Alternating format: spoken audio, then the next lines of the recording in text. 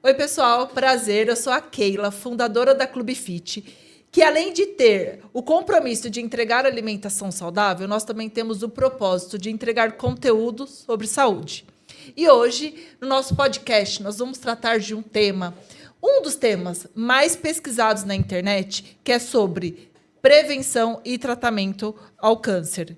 E com certeza você já foi influenciado por mitos que permeiam esse assunto. E sem embasamento científico, o que mais tem na internet são fake news. E o que tornam tão polêmico esse assunto tão sério. E eu estou muito bem acompanhado por duas pessoas que dedicam a sua vida à nutrição. Como co-hosting, eu estou aqui com a nutricionista Letícia Rodrigues, que faz parte da nossa equipe da Clube Fit. Ela é formada pela Unicamp e, em sua trajetória, já fez parte de iniciação científica e um intercâmbio na República Tcheca, estudando sobre alimentos antioxidantes. Olá, pessoal. É um prazer estar tão bem acompanhada. Hoje é um prazer anunciar que a nossa convidada especial é uma nutricionista oncológica, doutorada pela Faculdade de Medicina da USP e também especialista em pesquisa clínica pela Universidade de Harvard. Grazi, é um prazer estar com você hoje. Obrigada. Sobre esse assunto tão importante como é a prevenção do câncer, para iniciar, eu gostaria que você falasse um pouquinho sobre a sua trajetória, a sua vida profissional, brevemente. Primeiro, obrigada pelo convite. Obrigada a você. É um prazer estar aqui, ainda mais discutindo um assunto que é tão importante, né? Sim. Que é o papel da alimentação no cenário oncológico, né? Sim. E eu acho que para a gente ainda fechar com chave de ouro no Outubro Rosa. Sim, é verdade. Que é um mês de conscientização muito importante sobre o câncer. Uhum. E eu acho que eu queria começar deixando um número para a gente destacar ainda mais a importância do nosso estilo de vida e da alimentação no cenário oncológico. Uhum. Cerca de 85% dos cânceres, eles aparecem por erros genéticos graças a um estilo de vida desequilibrado. Caramba. E dentro do estilo de vida, a nossa alimentação contribui por 40% dos fatores de risco para o desenvolvimento dos diferentes tipos de câncer. Caramba, muito alto. Então, essa porcentagem é muito alta. Uhum. E quando a gente entende o tamanho, né, da contribuição do nosso estilo de vida, especialmente a alimentação no cenário oncológico, a gente entende o quanto é importante a gente cuidar da nossa alimentação no dia a dia, né? Sim. Nas nossas escolhas diárias. Sim, com certeza. Bom, mas para quem não me conhece, eu me chamo Grazi Ravassi, sou nutricionista. Já me formei há bastante tempo atrás e a minha trajetória profissional ela começou na pesquisa científica. Então, eu tenho uma graduação em educação física, né? Sou educadora física, mas Legal. como a gente estava conversando, eu não consigo dar um treino hoje em dia, não consigo passar nenhum treino. Sem a prática, realmente. Não dá. Eu só reconheço a importância, Sim, né? com certeza. Para a nossa saúde, principalmente no cenário do câncer. Mas eu comecei a minha trajetória na pesquisa científica, eu fiz iniciação científica. E assim, a minha entrada no mundo acadêmico, no cenário oncológico, foi até interessante. Quando eu comecei a fazer iniciação científica na educação física, eu estava trabalhando num projeto onde a gente ia estudar creatina e insuficiência cardíaca em modelos animais. Era muito legal o projeto. Mas no laboratório onde eu fazia iniciação científica, era lá na USP, na cidade universitária, tinha um pesquisador que ele estava para defender o doutorado dele. E a pesquisa dele era sobre câncer, era um tipo específico, ele se chamava carcinoma de Walker 356, um negócio assim, tinha um número, nem me lembro mais. Mas era um carcinoma de Walker que era super agressivo e ele crescia no dorso dos animais. E o tumor, ele tinha um crescimento muito rápido, cerca de 20 dias, ele já tomava quase que 20% do animal. Caramba. Então, era um tumor mega agressivo. E que os animais morriam em cerca de 30 dias, mais ou menos. Uhum. E esse pesquisador colocou uma parte dos animais para fazer exercício físico. E a bolinha do tumor não crescia. Ou crescia muito pouquinho nos animais. Foi um efeito protetor. absurdo, né? Eu achei aquilo tão incrível. Falei, nossa, eu quero estudar isso. Aí plantou a sementinha da oncologia. Aí o bichinho da oncologia me picou. E aí eu comecei, falei, nossa, como é que... Daí me veio a curiosidade de saber assim, como é que essas células, elas se alimentam, elas evoluem, entendeu? E o impacto da atividade física, né? Mas eu queria estudar isso sob um ponto de vista meio nutricional. Né? Porque se você cresce, você tem nutriente disponível. Sim. Se você não cresce, tem alguma coisa que está limitando. Sim. Né? E naquele cenário que eu vi era o exercício físico. Então, eu fiquei curiosa de estudar o que acontece naqueles tumores. Bom, fui fazer nutrição, e aí fiz nutrição ainda vinculada a um laboratório de pesquisa e iniciei minha carreira. Né? Eu saí lá da cidade universitária.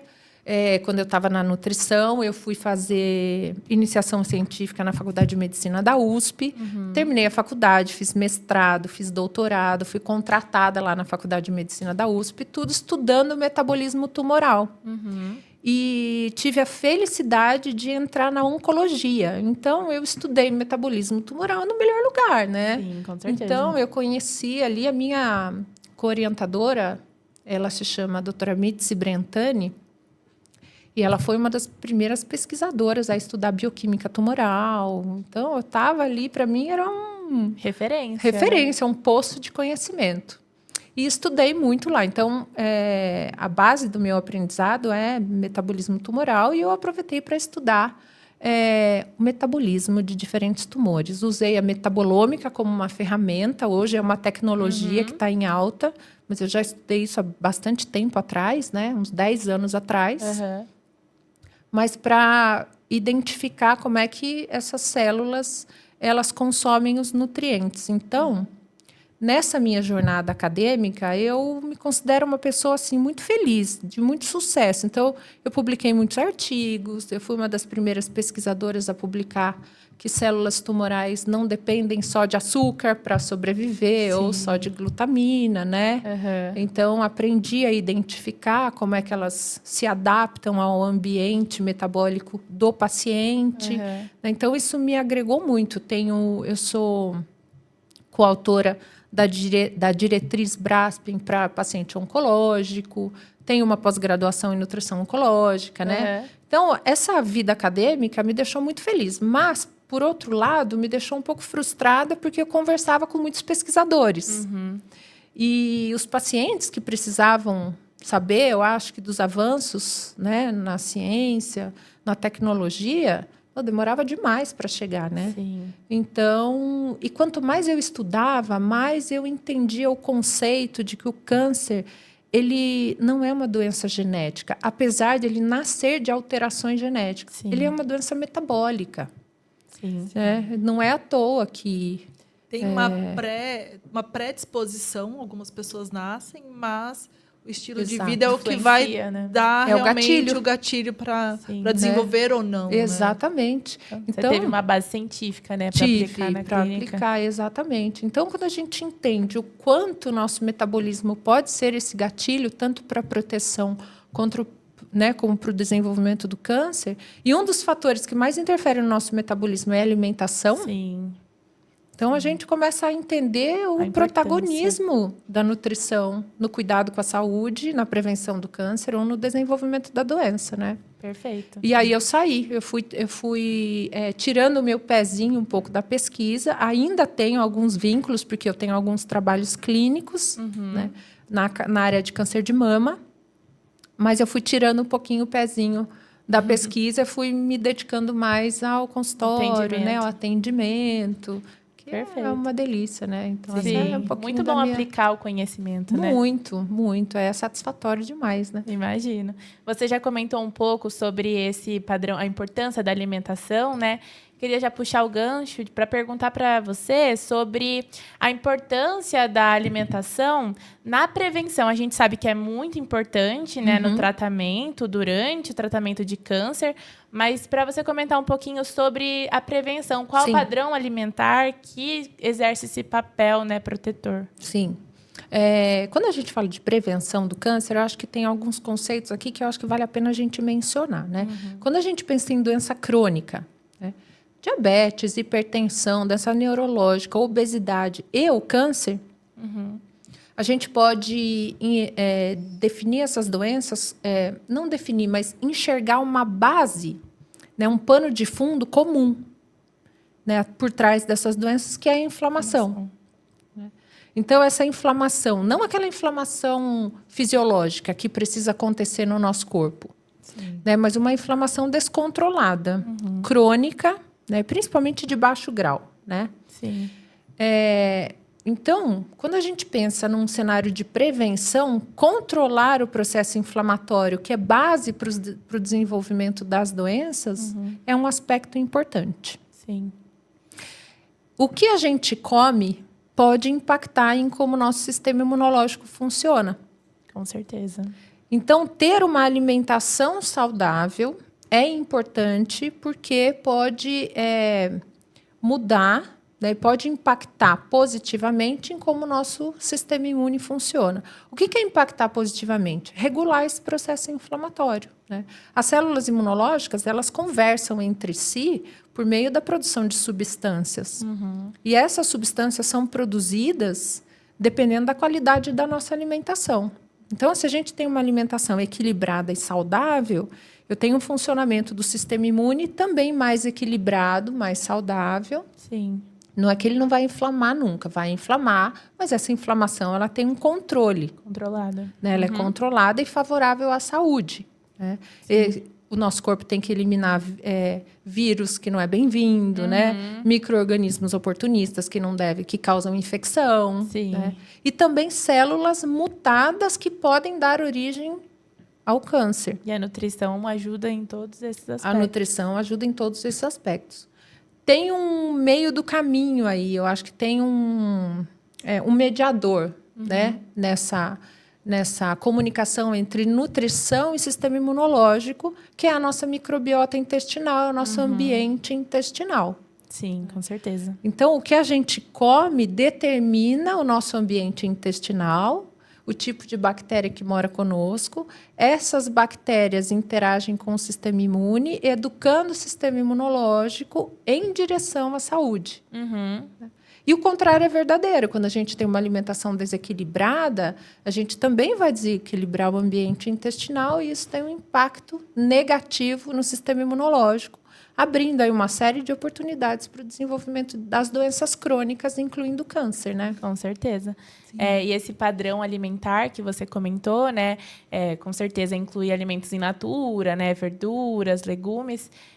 Só queria comentar também, para você falar um pouquinho, sobre esse contexto que a gente vive atualmente, imerso nas redes sociais, que existem muita desinformação, né, acerca desse assunto. E principalmente sobre, hoje em dia, até alimentos in natura, né, alimentos, verduras, legumes, às vezes são vistos como vilão em alguns contextos, né? Sim. Então, eu queria que você falasse um pouquinho como você avalia, né, esse tipo de informação que circula, até mesmo no aspecto do câncer mesmo. Hoje em dia, todos os alimentos são cancerígenos, né? Se você olha na internet, sendo que a gente, como nutricionista, a gente desempenha um papel para tentar desmistificar, né? Esses mitos, exatamente. Primeiro que um padrão, como você falou, né, um padrão saudável, ele é, na verdade, um padrão equilibrado, né?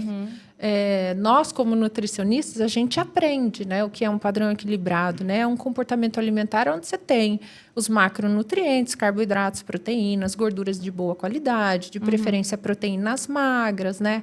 Carboidratos integrais, né? Grãos integrais, frutas, verduras e legumes, né? Pela variedade de vitaminas, né? De micronutrientes disponíveis ali. Sim. Então, aquilo é uma alimentação. A gente pode enxergar como a base de uma alimentação saudável, né? Sim. Hoje, só abrindo um parênteses, Grazi, trazendo isso para um contexto prático, que muitos que estão nos assistindo são pessoas que, de certa forma, têm ali, não são são um pouco leigas também, caso a pessoa tenha ali um pouco, não tenha tanto embasamento. Só levando a parte prática, No caso, comparando a pessoa, por exemplo, que culturalmente come só arroz, feijão e carne, e se ela comer só arroz, feijão e carne por muitos anos da vida dela, ela pode desencadear ali alguns transtornos, alguns problemas. Diferente, e aí o que traz com que a pessoa tenha essa oferta maior de bactérias, nutrindo a microbiota, é essa diversidade de proteínas, e que é o famoso prato mais colorido. Quanto mais colorido, melhor. Sim. Né? Então, é um café da manhã do brasileiro, a gente sabe que é o pão com manteiga e café com leite. Exatamente. Né? E no almoço, arroz, feijão e carne. Na janta, arroz, feijão e frango. Então, é isso. Esse padrão alimentar. Esse é o padrão alimentar que a gente tem hoje da realidade de muitas pessoas. Sim. E o que muitas vezes, muitas vezes não é nem por a questão financeira, mas é por questão ali de escolha, de falta de informação, ela acaba não trazendo para essa oferta de alimento mais colorido para a mesa dela. Né? Às vezes está prevenindo o desenvolvimento de algumas doenças. Exatamente. E não só o âmbito imediatista, né? Que pode trazer consequências no momento. Exatamente. E assim, você tocou no assunto que é bem importante, que eu acho que a gente pode puxar para a parte prática e também levantar um alerta para a população.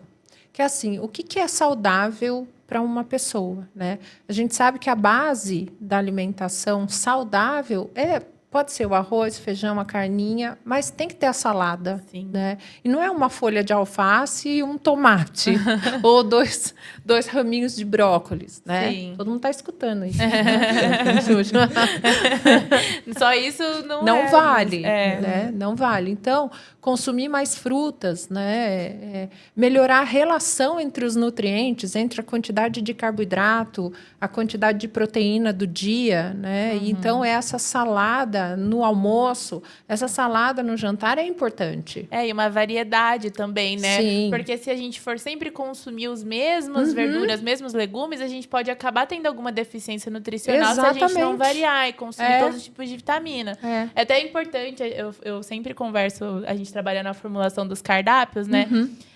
E por mais que algumas verduras, alguns são sempre favoritos, né? O brócolis. Eu sempre ressalto na formulação dos cardápios a importância de variar os legumes, porque algumas pessoas elas se alimentam apenas das nossas marmitinhas. Então, a gente precisa trazer isso para elas também, essa variedade, né? Para acabar não tendo algum déficit nutricional, por mais que as refeições sejam saudáveis. Exatamente, né? Exatamente. Você tocou num ponto importante, porque às vezes essas deficiências, por não comer uma variedade, elas são deficiências muitas vezes silenciosas, né? Sim. E que às vezes impacta, por exemplo, numa produção de energia. E a pessoa, ela fica, nossa, estou tão cansada hoje, mas estou tão cansada. E a vontade que ela tem é de pegar um alimento energético. Sim. Palatável. Por quê? Para suprir uma falta de energia. O cérebro não vai falar, olha, pega um alimento fonte de vitamina B2, por favor, ou uma fonte de B6, né? Pega um espinafre refogado, por favor. Que é o famoso comfort food, né? Você vai pegar um alimento energético ali e você vai favorecendo um ciclo vicioso que pode relaciona que é a falta daquele nutriente. Que falta aquele nutriente. E hoje, uma alimentação variada está associado com uma maior diversidade de uma microbiota intestinal e isso tem relação com saúde. Sim, com certeza. Proteção contra diferentes tipos de doenças, né? Incluindo câncer. Né? Sim. Então, isso é bastante importante. Tem uma outra coisa também que a população pode fazer, é olhar, sempre dar uma olhadinha no exame de sangue. Sim. Ali, às vezes, a gente tem algumas informações que sempre são deixadas de lado, né? Então, às vezes, olha lá uma vitamina B12, como é que tá, né? Fazer aquele check-up anual, pelo menos, né? Tem que fazer. Um hemograma simples que você consegue fazer ali no laboratório. Sim. Então, dependendo daqueles valores, hoje a gente sabe que valor de referência é uma faixa bem ampla, ela nem sempre é ótima, mas eu acho que já... Né, é um bom referencial. É algum referencial que todo mundo tem acesso. É verdade. Sim. Então, olha uma B12, olha uma vitamina B9, né, um ácido fólico, um magnésio, porque são pontinhos importantes que fazem parte aí da construção do nosso corpo. Exatamente. Sim. E a gente está falando também sobre os alimentos in natura, é importante também ressaltar o outro lado, né? Que hoje em dia... os industrializados, eles são a maioria quando você vai no mercado, de fácil acesso, né? Então, os alimentos ultraprocessados, a gente vem trazer em contrapartida, né? Inclusive, o nosso produto é para suprir essa necessidade que os ultraprocessados vêm para ser um alimento de fácil consumo. Sim. Então, a gente tenta trazer um alimento de fácil consumo e que seja saudável, mas a gente não pode anular que a maioria das pessoas ainda encontram nos ultraprocessados uma fonte rápida de alimentação, né? E aí, também só para conceituar, porque nem todo mundo sabe o conceito de ultraprocessados, aqueles alimentos industrializados, que a gente olha a lista de ingredientes, tem um monte de ingredientes que a gente não é familiarizado, né? Como corantes, conservantes. Aditivos químicos em geral. Que torna aquele alimento com um tempo maior de vida de prateleira, né? E que também são de fácil acesso. E aí, né, nesse contexto, eu queria perguntar para a doutora qual que é o papel, se eles afetam diretamente ao desenvolvimento de câncer, ou qual o papel deles, né, nesse contexto? Eles têm uma participação importante, né? A gente nunca...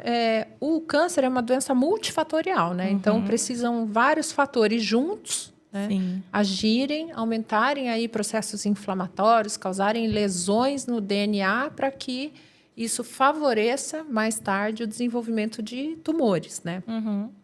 Mas não tenha dúvida que os alimentos ultraprocessados e o consumo, na verdade, o consumo frequente deles tem uma participação.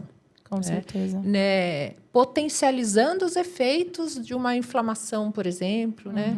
Porque os alimentos ultraprocessados, eles, primeiro, eles usam muita gordura saturada porque ela é um bom conservante. E também é mais palatável. E é palatável, exatamente. Gordura saturada, o nosso sistema imune reconhece essa gordura saturada de maneira direta. Então, ela se liga, ela tem receptor para isso. Sim. Né? Ela se liga nessa gordura saturada e, automaticamente, ela deflagra vias de sinalização pró-inflamatória. Sim. Então, a gente tem um sinal inflamatório direto. Sim. Além disso, esse alimento ele vem carregado de aditivos químicos que, muitas vezes, eles não têm funções no nosso corpo. E só continuam esse cenário de inflamação. Exato, ele amplia, né? Sim. O sinal inflamatório, que o sistema imune ele liga o sinal de alerta e fala, meu Deus do céu, quem que é essa substância?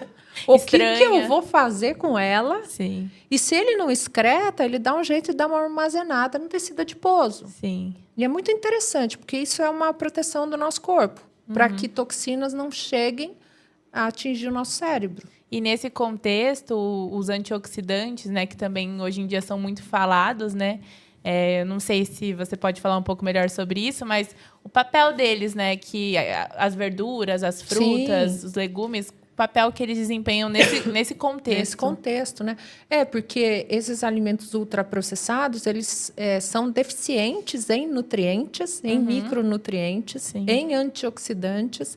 Então, a gente começa um padrão alimentar rico em alimentos ultraprocessados, a gente começa a predominar a ação deles no corpo, que é mais favorável à inflamação. Sim.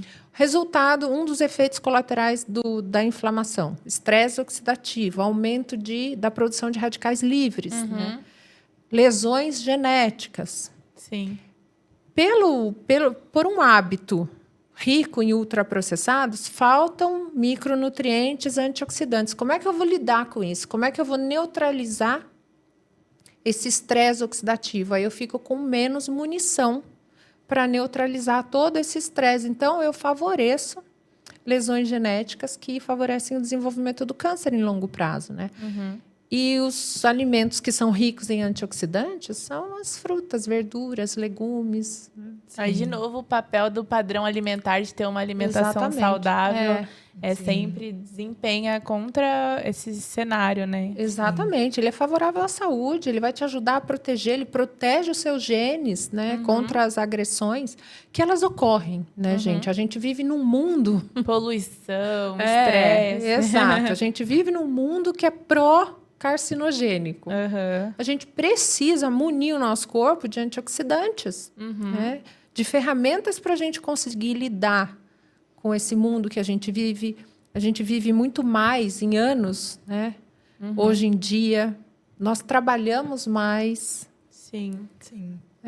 A gente tem múltiplas tarefas, né? Sim, então, sim. a gente precisa ter um corpo que dê conta disso, né? Exatamente. Com todo esse conteúdo que a doutora compartilhou conosco, é possível entender que a prevenção ou o tratamento, ele não se faz por algo isolado. Por exemplo, a alimentação não é algo ocasional, eventual, de você ter consumo. É você entender boas práticas e se tornar aquilo hábitos. Exato. Até a doutora começou falando sobre um estudo de como a atividade física impactou no desenvolvimento de um tumor. Então, é sobre isso, é sobre a questão do padrão alimentar, que é algo que se repete diariamente. Então, não é algo que você pratica 3 vezes na semana. E também, se você se vê ali alimentando-se com ultraprocessados, e não é um suco detox que vai neutralizar os efeitos daquele ultraprocessado. Né? Então, fica bem claro isso, que não é milagroso. Ele não é um antídoto. exato. Ele não é um antídoto para não desenvolvimento de problemas que podem ser ocasionados. E tudo na vida é uma questão de equilíbrio, né? Exatamente. De trazer esses pilares. Então, É.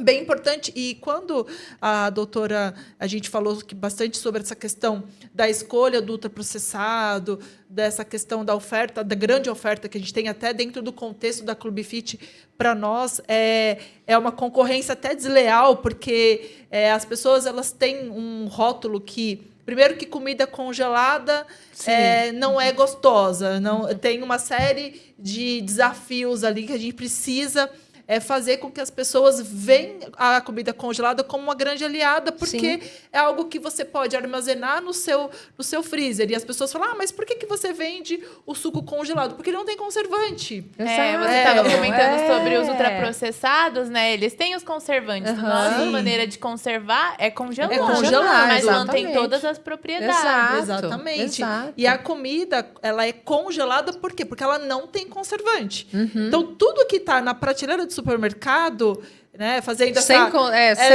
sem geladeira, tudo que tá, ou na geladeira também precisa se ter um conservante. Então, somente o congelamento faz com que você tenha uma oferta de um alimento verdadeiramente saudável e isento de conservantes, porque a nossa conservação é o congelamento.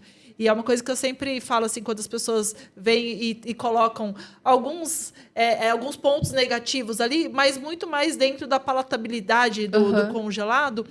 E aí, dentro desse contexto de câncer, é algo até impactante de se falar, mas escolha o seu difícil, né? É difícil comer, adotar um hábito de ter acessível alimentação saudável, congelada e acessível para você ter essa oferta diária. Porque eu costumo dizer que você quer ter um hábito, o hábito de tomar água, a gente sabe, e logo a gente anda com a garrafinha de água para cima e para baixo. Então, todo mundo sabe que é importante tomar água. E por que com a alimentação saudável é diferente? Por que você não deixa a alimentação saudável acessível ali? Sim. Então, é algo que também é de se pensar. Mas eu acho que a gente está vindo num bom caminho.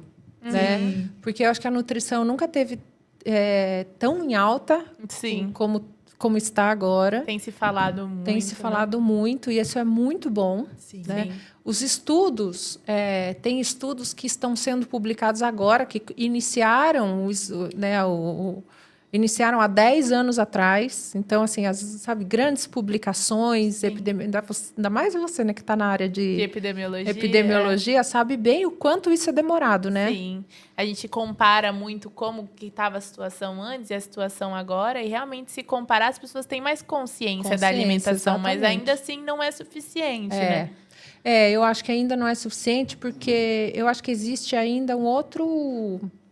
Talvez, não é tabu, mas eu acho que tem ainda um outro passinho que nós, nutricionistas, estamos dando, que eu acho que é a autonomia na área. A gente representa, antigamente, saúde era mais a parte biomédica mesmo, médica. Hoje em dia, a gente consegue desempenhar um papel para realmente conscientizar. Ser responsável mesmo, exatamente. né? Então, e é bem nesse cenário. Acho que antigamente... a responsabilidade do paciente era exclusiva do médico.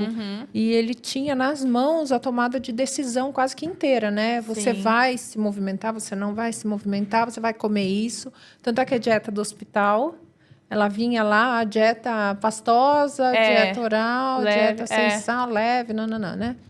Era prescrição médica. Era prescrição médica. Então, hoje em dia, não é mais assim. Sim. Né? E não deve ser mesmo, porque a nutrição ou nutricionista, ele é formado para isso, para ele ter a responsabilidade de dar a palavra final no que compete a ele.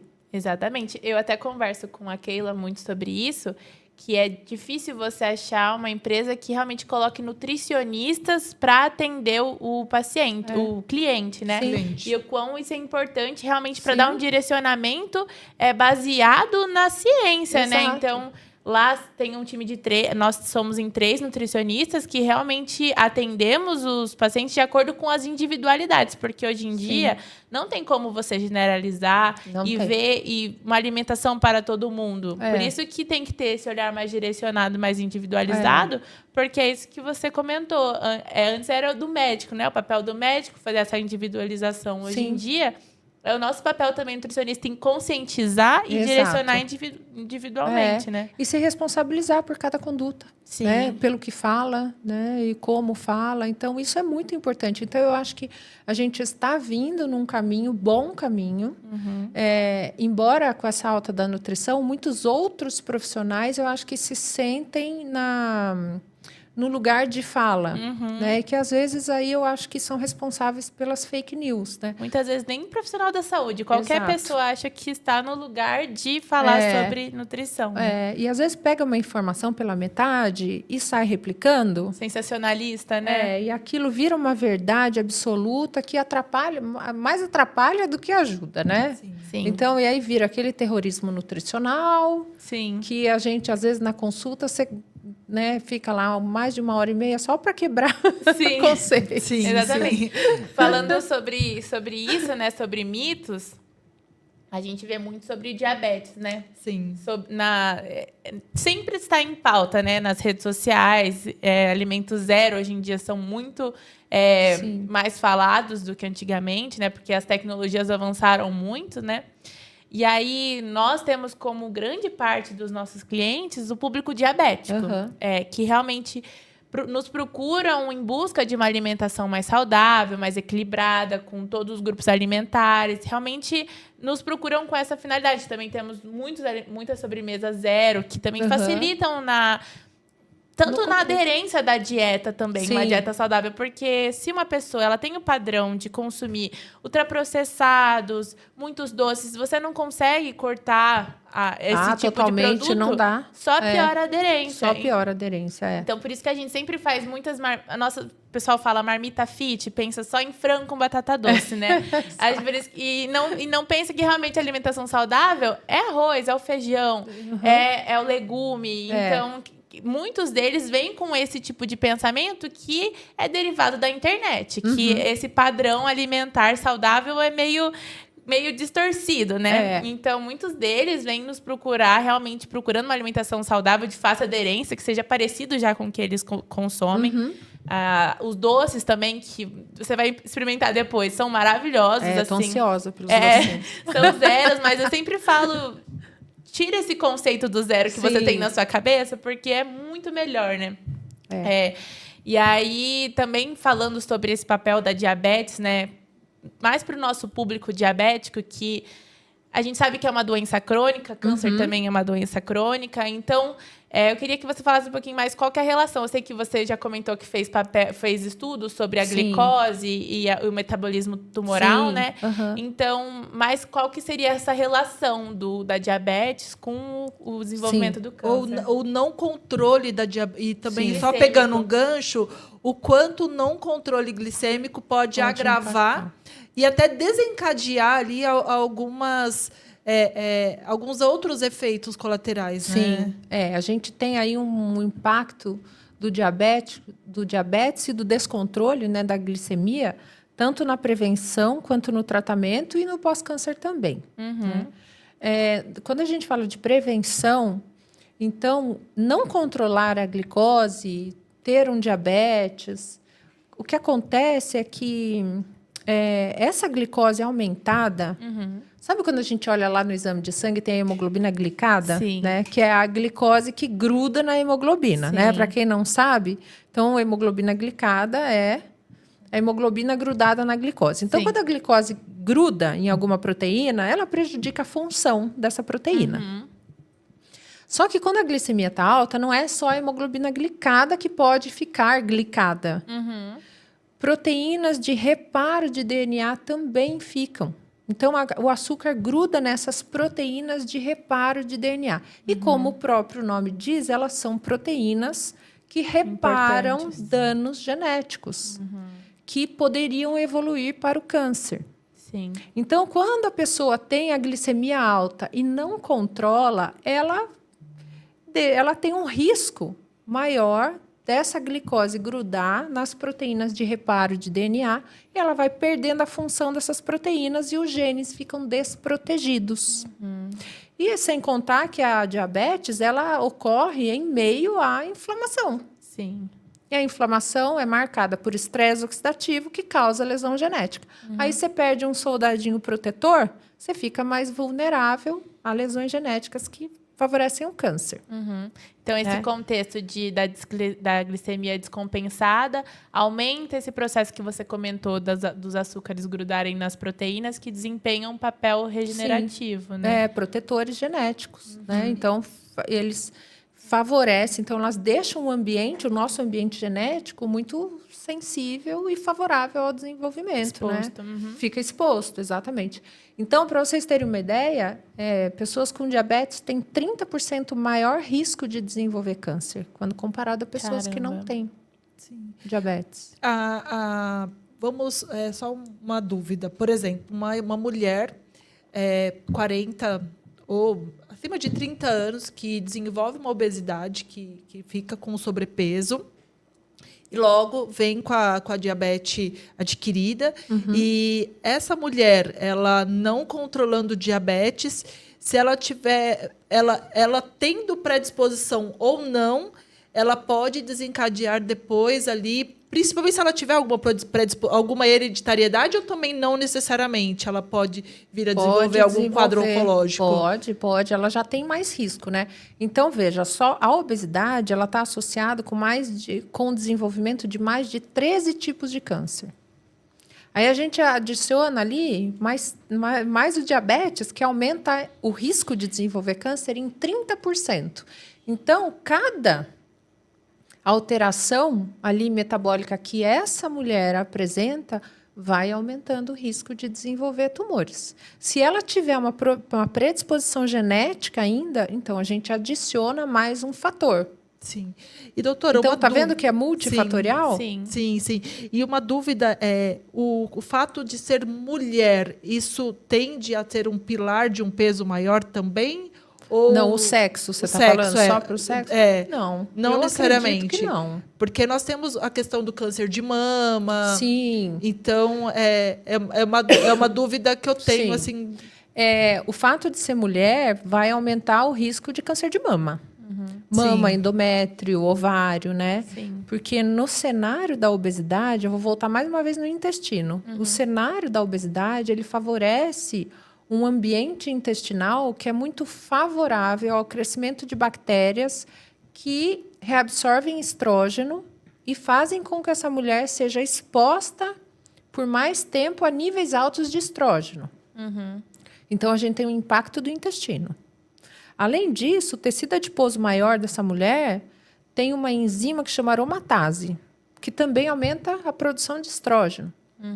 Então, essa mulher obesa com diabetes, ela vai construindo um campo, um terreno biológico que é muito favorável ao desenvolvimento de câncer. Sim.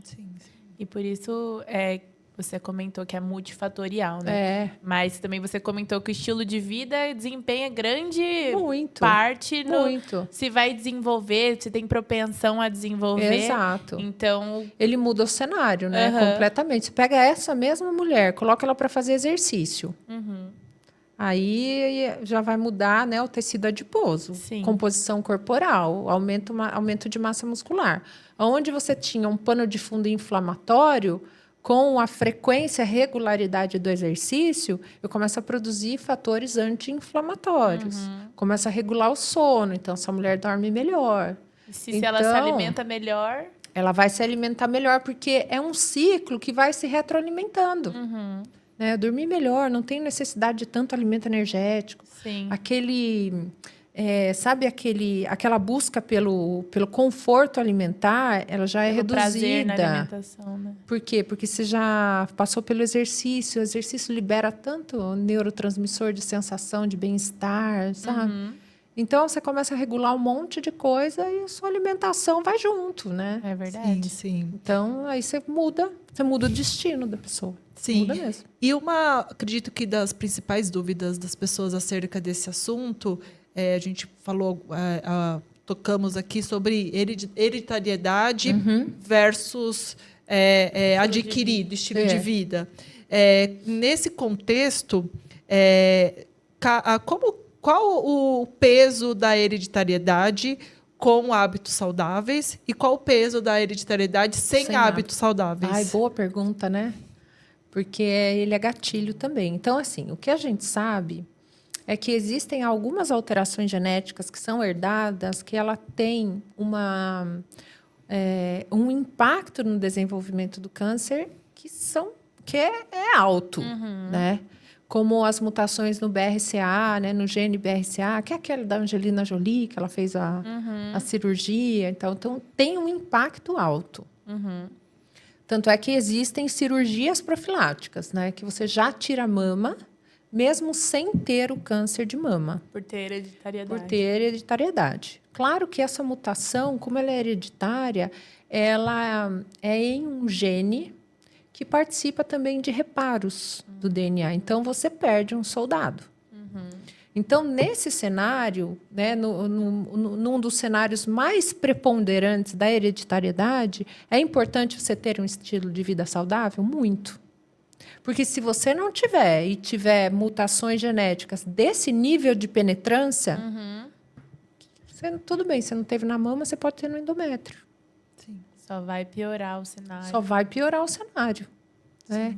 Então, a alimentação ela é um recurso que nós temos que é parte importante da construção da nossa saúde. E a gente tem isso nas nossas mãos diariamente, né? Em cada escolha que a gente faz. Porque, veja, a gente é exposto à alimentação no momento que nós somos concebidos até o momento que a gente morre. É muito tempo de exposição. Exatamente. Sim. Né? Pelo menos 3 vezes ao dia. Sim. A doutora comentou até, antes a gente estava batendo papo, trouxe alguns dados bem interessantes sobre, eu não me lembro muito bem, sobre o peso da alimentação com relação, quando a pessoa, ela, independentemente de ser ou não hereditário, qual o peso do estilo de vida? Qual o peso do estilo de vida? Assim, no tratamento, percentual, né? E também dados que já cases, alguns casos que a senhora também já teve de atendimento. Quando a gente fala, isso tem um dado bem legal, especificamente em tratamento antitumoral. Quando a gente fala de tratamento, então imagina, eu vou contar uma coisa antes que eu acho que vale a pena.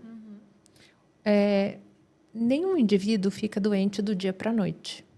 É verdade. Né? Isso é parte de uma construção. Eu adquiri o câncer ontem. Não. Você tem aí uma longa jornada. Hábitos, né? São hábitos que vão favorecendo um terreno biológico, né? Vão mudando o nosso metabolismo e deixando esse metabolismo propício para o desenvolvimento de células tumorais. Tá. Vamos supor que uma pessoa foi diagnosticada com câncer. E aí ela vai passar pelo tratamento oncológico, que pode ser uma quimioterapia, uma cirurgia, uma radioterapia. A maior parte dos tratamentos é a quimioterapia, né?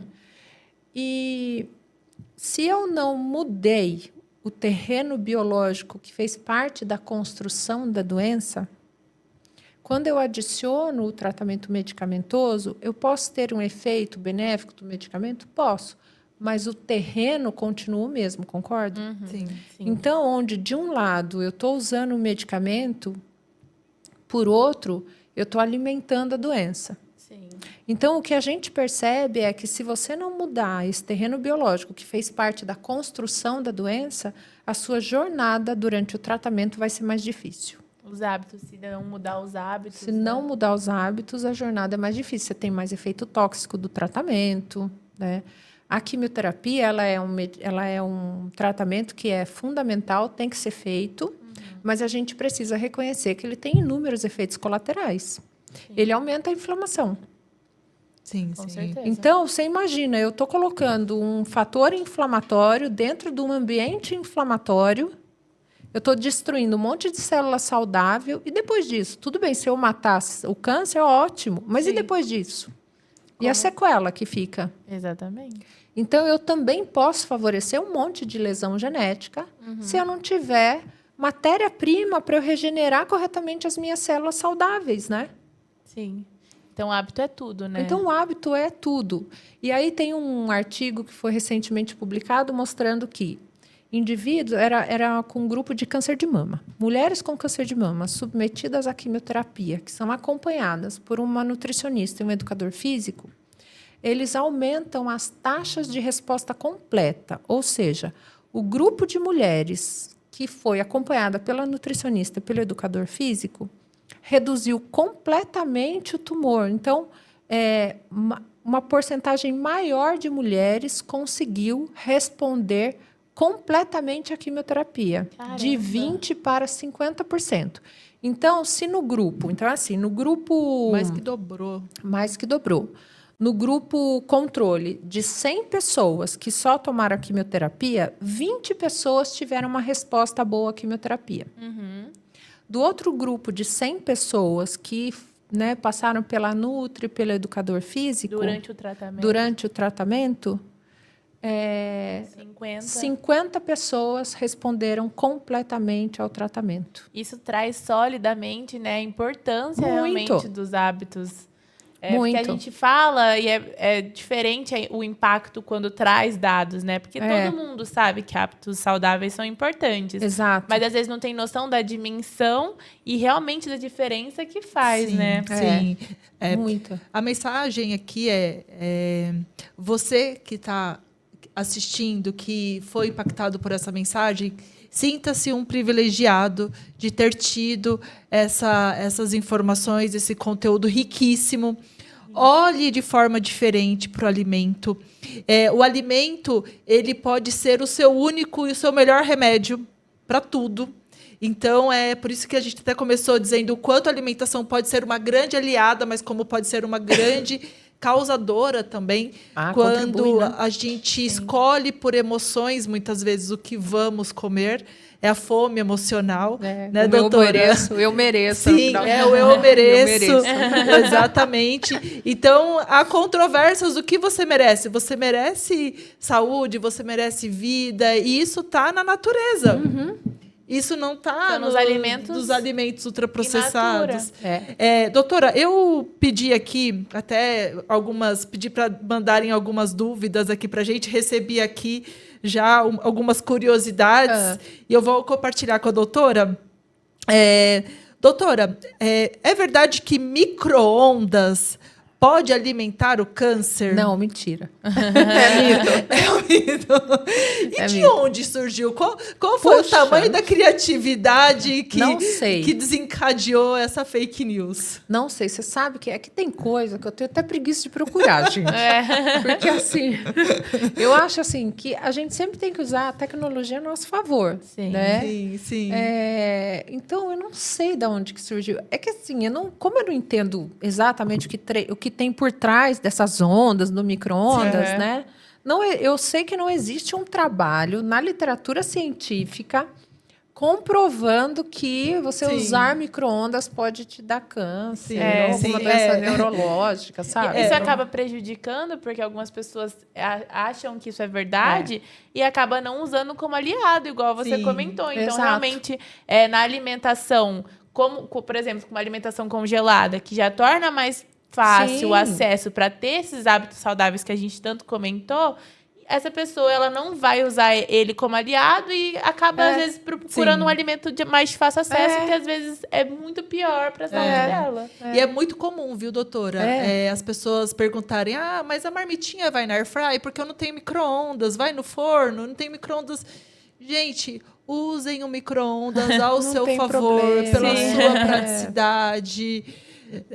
Até a gente começou falando sobre o quanto as pessoas estão deixando de comer alimentos porque contém agrotóxico, e aí, como muitas vezes não tem oferta de alimento orgânico, e aí e aí, sem perceber, vão para os ultraprocessados. Então não adianta. Então vamos escolher as batalhas, né? Vamos escolher as batalhas. Exatamente. Doutora, quais embalagens podemos considerar como cancerígeno? Que hoje tem algumas embalagens que permeiam, quando você pesquisa na internet, existem. E o qual fundamento tem essas embalagens cancerígenas? Eu vou falar o que tem muito artigo na literatura, né? O que tem muito estudo, que é o plástico. Sim. Então, o bisfenol é um componente aí que a gente encontra nas embalagens de plástico. Sim. E elas, que já tem estudo aí, que ela age como um disruptor endócrino, né? Então, ela bagunça aí os hormônios. E você então, acaba consumindo quando esquenta. Quando esquenta, isso exatamente. que eu ia perguntar para a doutora. Então, no caso, a embalagem, por exemplo, essa daqui, ela é livre de BPA, mas... Digamos que o que faz essa reação é o aquecimento. O aquecimento. Entendi. Okay. Então, de maneira geral, a gente indica, né, para não expor, né? Se tiver livre de bisfenol, melhor, né? Sim.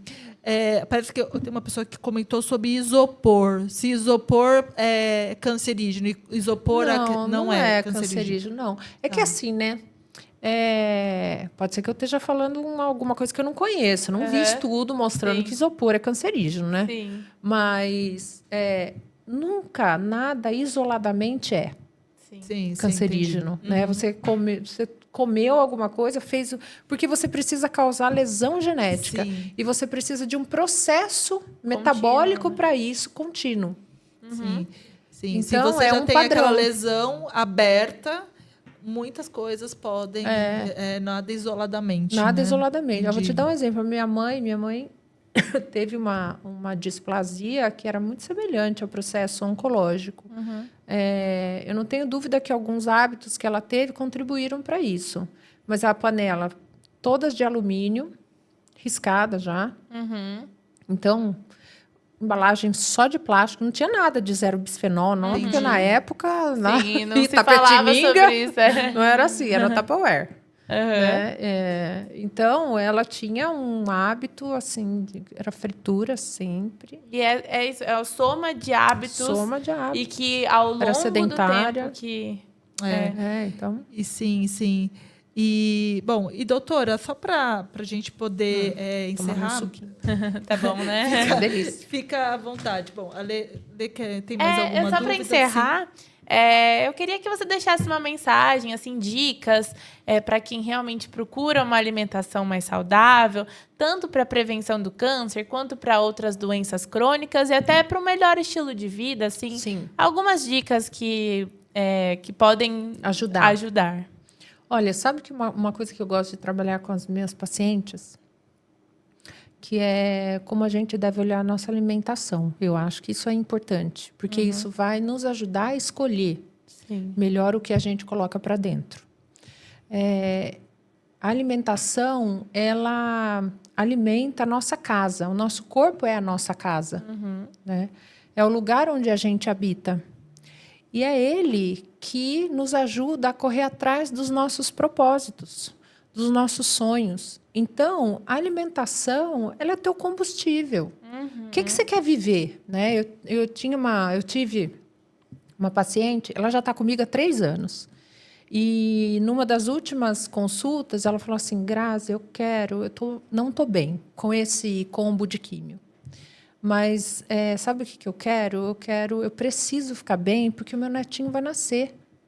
E eu quero pegar ele no colo. Falei, tá bom, então o nosso propósito agora é pegar o teu neto no colo. Você tem que esperar ele nascer. Então você tem que ficar bem, porque senão você não vai conseguir nem botar ele no colo. E a gente trabalhou aí em 3 meses, ela mandou a foto para mim, ela com o netinho no colo. Olha. E na Arrepiei. consulta, onde a gente estava conversando, ela estava deitada na cama, online, porque ela não conseguia, falou, não consigo nem ficar sentada. E Ela você conseguiu conseguiu causar uma força. mudança. Sim, porque é isso. É a né? mente, é o poder da mente. Então, assim, o que você quer viver? Eu te dou a ferramenta, mas quem vai fazer o milagre é você. Sim. O que você quer viver?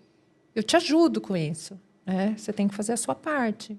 Então, quando a gente conscientiza, né, as pessoas, está na mão delas. O que você quer fazer com a sua vida? Então, eu enxergo a alimentação desse jeito. Por isso que eu gosto de trabalhar nesse sentido. A alimentação, para mim, ela é assim, ela que me bota... Eu estou aqui graças ao meu estilo de vida. Sim. Né? Eu consigo aprender a manter o meu foco de manhã. A disposição. A disposição muda. Né? Consigo me sentir mais bonita. Então, assim, isso para mim é maravilhoso. Então, eu uso a alimentação a meu favor.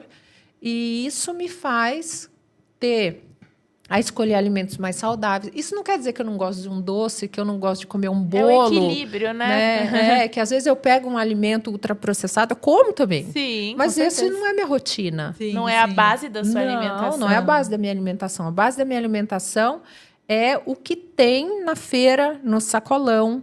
Né? E a gente pode, nessa vida louca que a gente, né, tem hoje em dia, graças a Deus, a gente pode lançar mão de artifícios, como é a comida congelada. Sim. Não consegui ir no sacolão, não deu tempo. cozinhar, né? Não deu tempo de cozinhar. Vou abrir meu freezer, eu tenho uma comida saudável. Um arroz, um feijão, um legume. Exato. Comida de verdade. Comida de verdade. Comida de verdade. Essa Então, que deve ser a base da nossa tem alimentação que ser a sempre. base da nossa alimentação. Exatamente. Sim. Bom, Grazi, foi uma honra, um Prazer. prazer enorme tê-la aqui. Foi muito bom. É riquíssimo, um conteúdo riquíssimo, assim, que pode aí ter um divisor de águas na vida das pessoas. A gente sabe Eu o espero que quanto ajude. o conteúdo ele pode dividir e esperamos que tenha tocado o coração de você que nos acompanhou até aqui. E gostaria de agradecer mais uma vez, Obrigada. Grazi. Vamos ver se a gente consegue. É um tema que tem horas Nossa, e horas. nem falei, não dá? né? Teria um monte de coisa para Ficaria falar aqui, ainda. Né? Bom, e ficou com gostinho de quero mais, mas não faltará oportunidades. Obrigada, viu? Eu que Muito agradeço, obrigada. viu? Obrigada, Letícia, também aí pela Obrigada. colaboração. Leia aí. maravilhosa. Obrigada. Gente, um grande abraço e até a próxima. Beijo, beijo.